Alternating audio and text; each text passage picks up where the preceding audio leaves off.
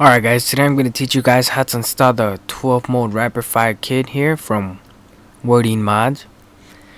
If you guys want to purchase this mod, there's going to be a link down in the description. You guys can check that out if you guys want.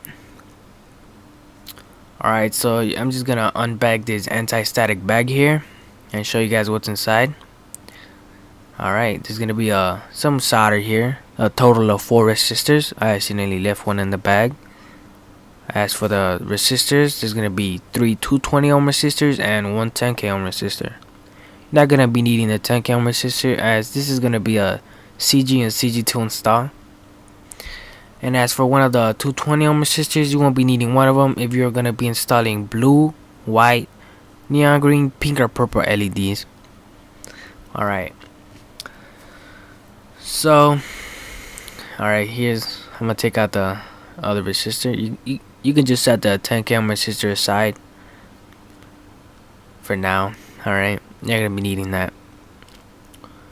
And here you guys can see some 30 gauge kinar wire, the mod chip itself, and some LEDs here.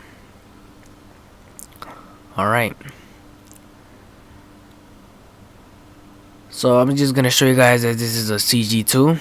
If you remove your battery pack and check on top of the left coil, you guys can see either a diode, if it's vertical or horizontal. As long as it's there, it's going to be a CG or a CG2, vertical being CG2. Alright, so I'm just going to show you guys a couple things you guys are going to need.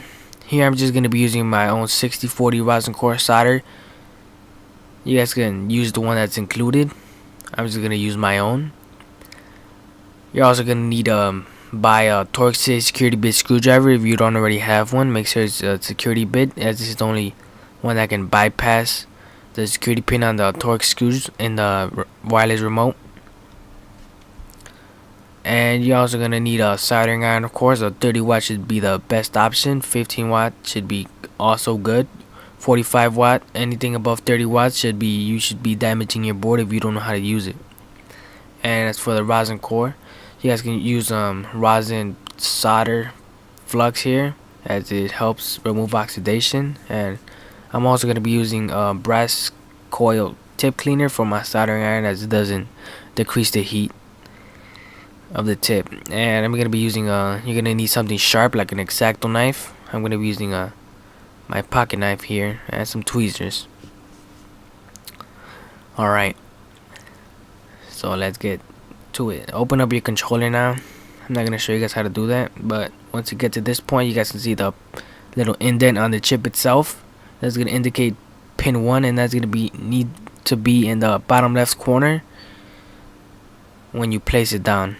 Alright, so I'm just going to bend the tips here outwards, as you guys can see, and apply some flux to the pins. It helps remove any dirt oxidation that may be causing the wire and solder not to stick to it. It's really helpful. Makes soldering much easier. I really recommend it. Alright, so I'm just gonna apply some solder here and tin the tips here.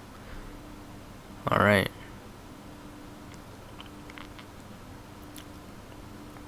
Now once you're done with that, you guys are gonna want to solder about 2.5 inch wire to the first pin. What I usually like to do is solder the whole roll of wire and then measure it out and then cut it. It's easy, you don't waste more wire like that. Alright, so you're going to solder to this pin here, right on top of the microphone port where you would connect your wired controller mic here. It's going to be right on top of that black piece of plastic there, if you guys can see there. It's fairly easy to spot. Now you're going to grab your 220 ohm resistor, cut an end off, solder some wire to it, cut the other end off, and solder that to the second pin of the chip. Alright.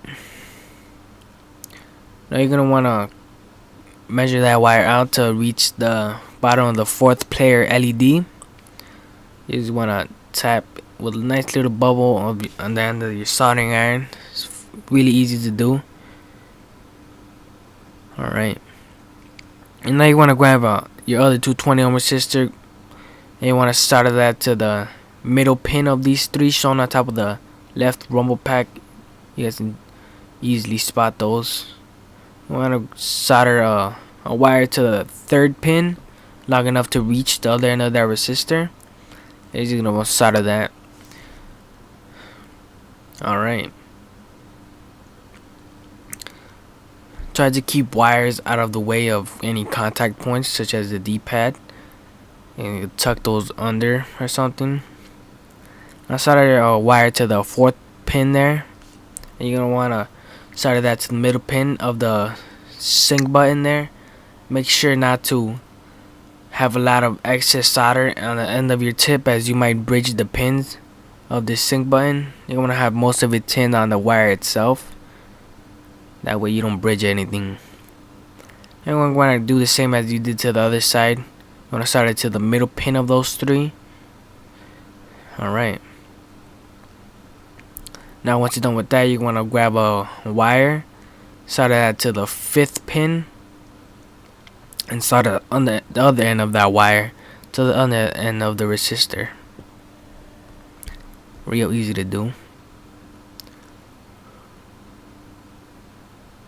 Alright,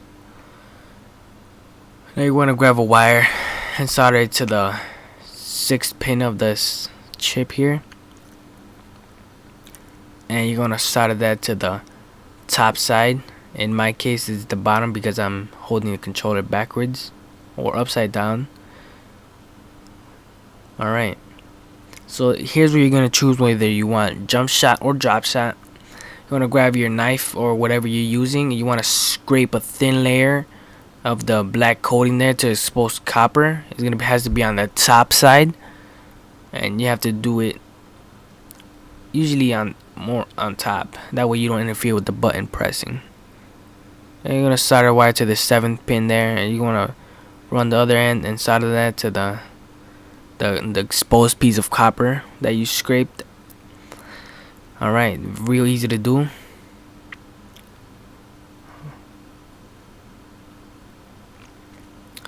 Alright, now you're gonna solder a wire to the eighth pin there,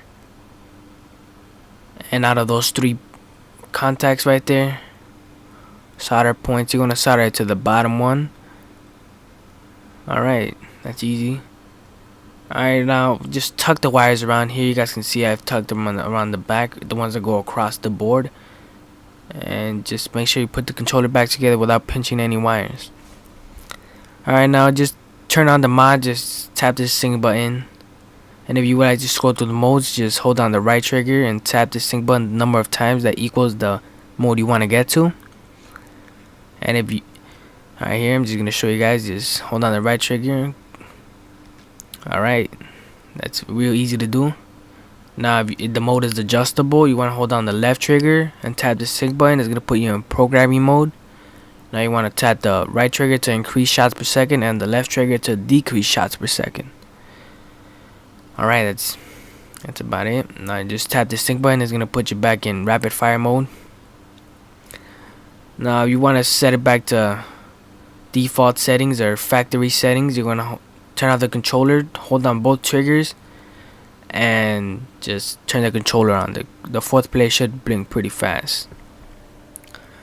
Now I'm going to show you guys how to calibrate the mod here.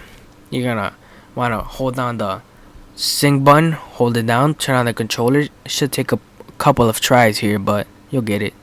And eventually the fourth play LED should start blinking on its own. Now you want to hold down the left trigger and release it. You hold down the right trigger and release it. Now you want to tap this sync button as many times as you need to, as long as the fourth player LED turns solid. Alright, there you go.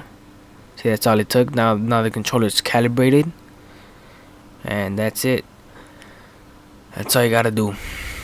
Alright, thank you guys for watching. Rate, comment, subscribe. Alright.